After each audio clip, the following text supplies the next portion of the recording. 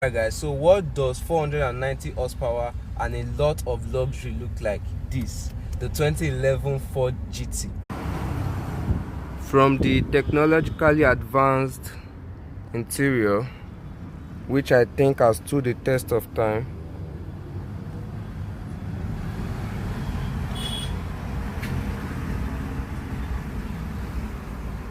to the power adjustable leather seats